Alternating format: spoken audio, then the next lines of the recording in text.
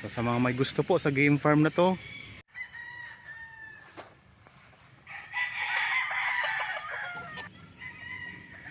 sa ganitong klase ng property, nakapalibot na ng bakod at ang ganda po ng loob nito.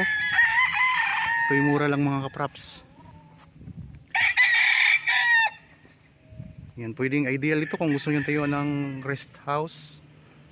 So pwede yan mga kapraps. Aliwalas ng klima dito. Ito po ang Barangay Road. Ang direksyon na ito ay papunta sa town proper ng Pila, Laguna. At ito naman po ang property na i-offer ko sa inyo ngayon mga kapraps. Itong may mataas na pader.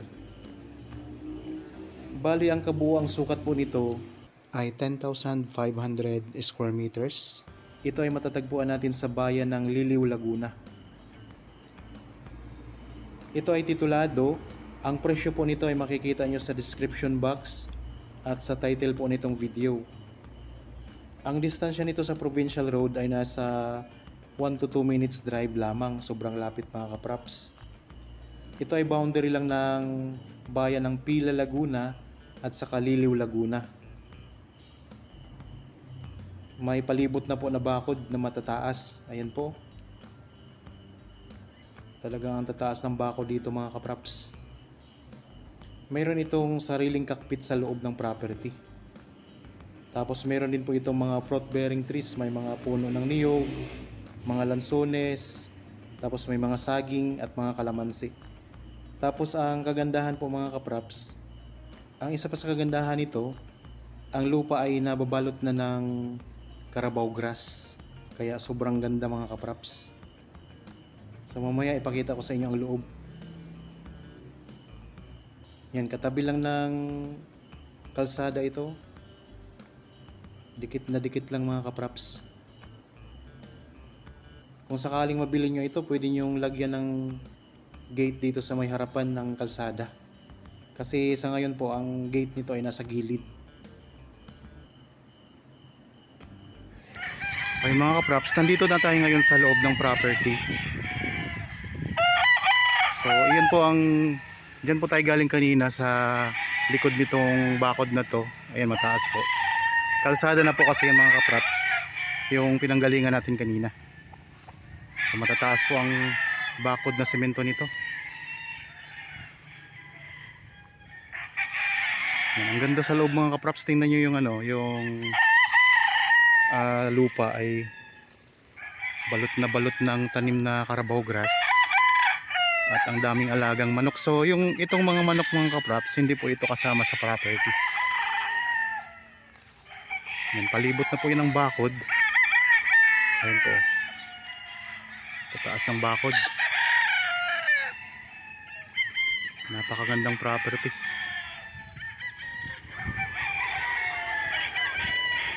Ikutan natin ang camera. So ito yung part ng kalsada, Barangay Road. Malapit na din po ito sa bayan ng Pila. Mga nasa mga 11 to 12 minutes travel time lang, nasa bayan na tayo ng Pila. Pero tulad ng nabanggit ko mga kapraps, ang property na ito ay sako po ng Liliw, Laguna. Tara, ikutin natin. Ang kabuang sukat nga mo nito ay 10,500 square meters. Ito ay titulado. So kung ang presyo po makikita nyo po sa description box at sa title po nitong video. So ayan, may mga kabahayan na rin po dyan sa likod.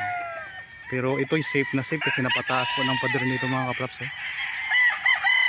Saka dito sa part na ito, ayan, marami siyang tanim na mga puno ng niyog. Tapos may mga lansones din mga kapraps yan. Sa ngayon po ay ito ay isang game farm. Tapos may puno na malaki dito mga kapraps. Kung interested kayo sa property na ito, kontakin nyo lang po kami sa mga contact details na nandyan sa inyong mga screen. Meron tayong Viber, cellphone number at saka WhatsApp, Facebook Messenger meron din po.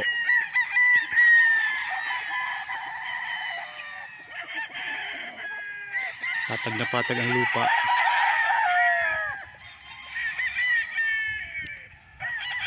Ang distansya naman ito sa town proper ng Liliw ay nasa estimated ko lang po mga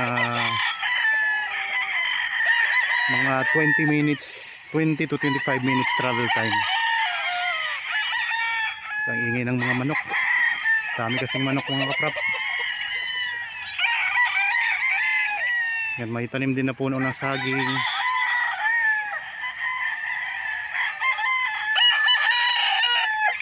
Puntahan natin ang ano. Yan, mayroon ding mga puno ng kalamansi.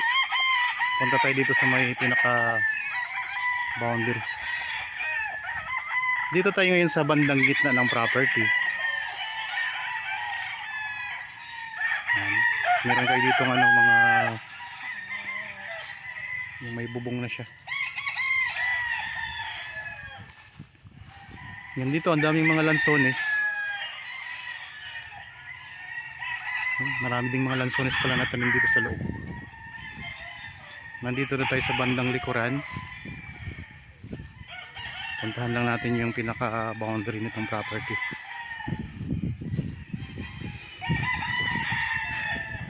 Ganda ng mga manok.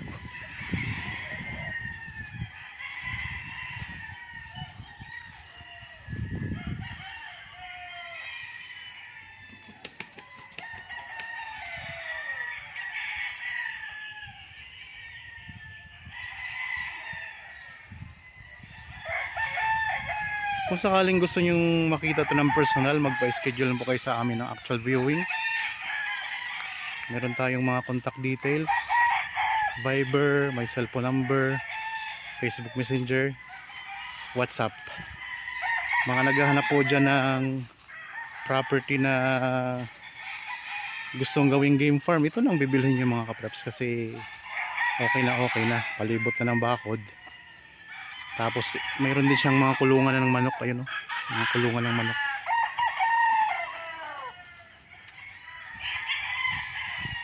Mayroon na ditong linya ng kuryente at saka tubig.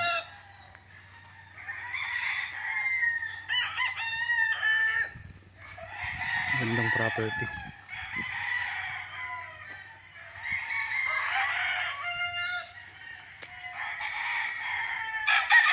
Ito, meron ding ano dito mga kapraps, yung kulungan din ng mga manok din. So parang maliit siya na sabungan. May nakalagay na meron, wala.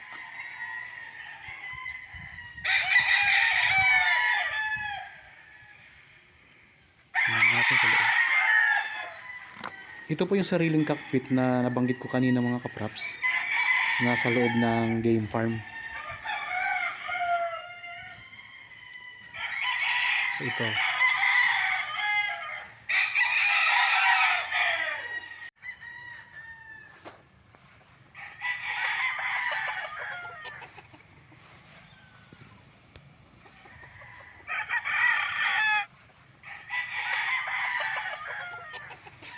dito pala nagtitrain sila ng mga manok. Maliit na, parang maliit na sabungan ano. Yan. So ito'y parang maliit na sabungan. Ayun. So kasi ang mga game farm dapat may ganyan po, kasi tinitrain yung mga manok. Okay, tuloy tayo sa pag-iikot. Kaya ikot pa ako ha.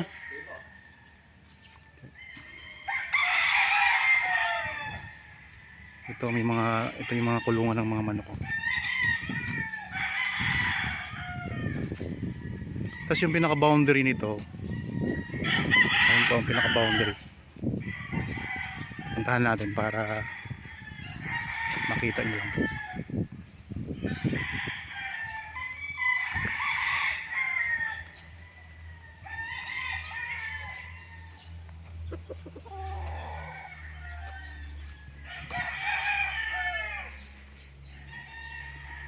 Yan yung mga magiging katabi ninyong property. Ito, ngayon. Yung katabi ninyong property mga kapraps. Tapos ang boundary nito hanggang diyan lang. So hanggang diyan po sa sementado. Ito. Yan, ito na pong boundary niya. Yang hanggang diyan sa may Carabao grass na yan. So ito yung pinaka boundary hanggang doon po. Ito ganon. Yan yung boundary. Kung sakaling mabili nyo ito mga kapraps, yung doon sa may pader na mataas, yung harap mismo ng barangay road, yun po ang magiging gate ninyo. Lalagyan nyo po yun ng gate. Yan, yun yung mga kulungan ng mga manok. Oh. So kasama na rin po yan. Kapag nabili nyo po, kasama na rin po itong mga kulungan ng mga manok na ito. May mga lansones din dito. Ang ganda. Pwede rin kayong magpatayo dito ng rest house. Kasi maaliwalas po ang klima dito. So Liliw Laguna mga kapraps. Wala pong baha dito. Mataas po ito na lugar. Ikot ko lang po uli ang camera.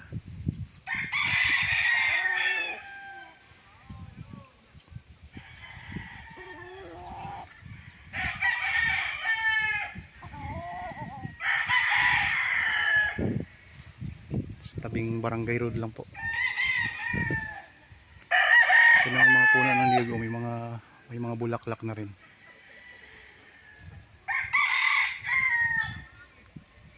Sa kalamansi. Ulitin ko lang, ang tanim dito sa loob na nakikita natin, marami siyang puno ng niyog, mga kalamansi, may mga lansones. Tapos yan, ang kagandahan nito, palibot na po siya ng simentadong pader na matataas mga kapraps. Hindi po siya kayang akyatin. Yan po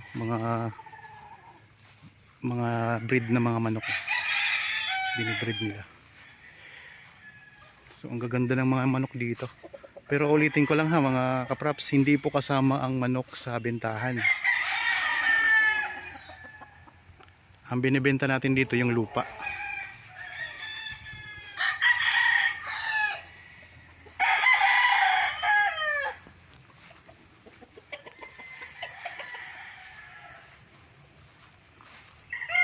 Patag na patag diba ang lupa mga kapraps.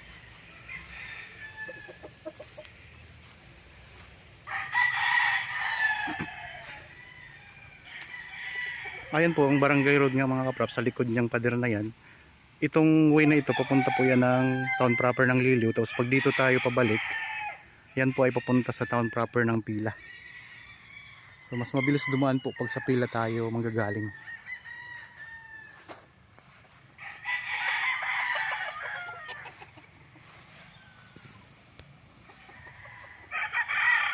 Ang ganda ng lugar oh.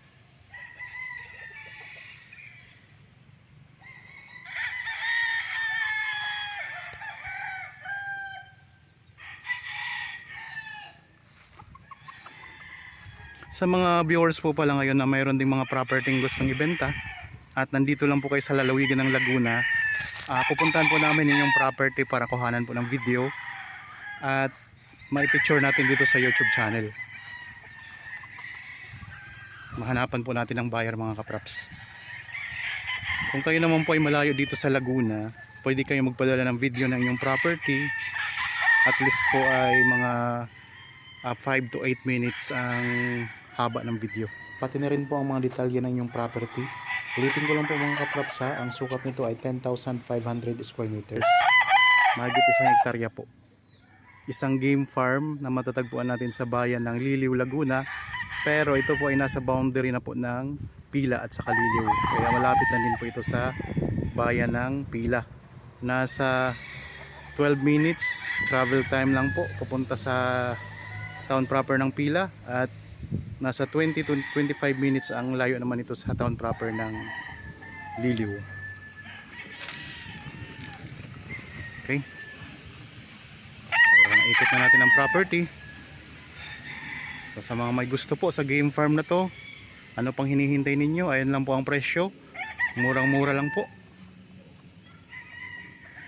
Sa ganitong klase ng property, nakapalibot na ng bakod.